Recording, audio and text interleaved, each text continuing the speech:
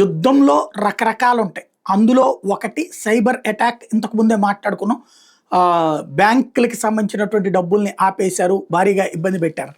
అదే కాకుండా మొన్న టీవీ కార్యాలయం మీద దాడి, ప్రభుత్వ టీవీ కార్యాలయం మీద దాడి ప్రత్యక్షంగా అందరం చూసాం. ఆ రోజున వీడియో కూడా చూసాం. న్యూస్ యాంకర్ మాట్లాడుతూ ఉండగా ఒక్కసారిగా బాంబు పడ్డం, ఇజ్రాయెల్ పని అయిపోయింది, ఇజ్రాయెల్ అంతు చూస్తున్నారు మన సైన్యం అని ఇట్లా చెప్తోంది. ఒక్కసారిగా బాంబు పడి ఆవిడ పరుగులు పెట్టినటువంటి పరిస్థితి. ఇజ్రాయెల్ భయపడుతోంది, వణుకుతోంది, పరుగులు పెడుతోంది అంటే ఆవిడ పరుగులు పెట్టాల్సి వచ్చింది. తాజాగా ఇజ్రాయెల్కి చెందిన హ్యాకర్లు ఇరాన్ ప్రభుత్వ ఆధీనంలో నడిచే IRIBతో సహా అనేక ఇరానియన్ టీవీ ఛానళ్లను హ్యాక్ చేసి ఖొమైనీకి వ్యతిరేకంగా ప్రజలు వీధుల్లోకి వచ్చి తిరుగుబాటు చేయాలని పిలుపునిచ్చే దృశ్యాలను ప్రసారం చేశారు.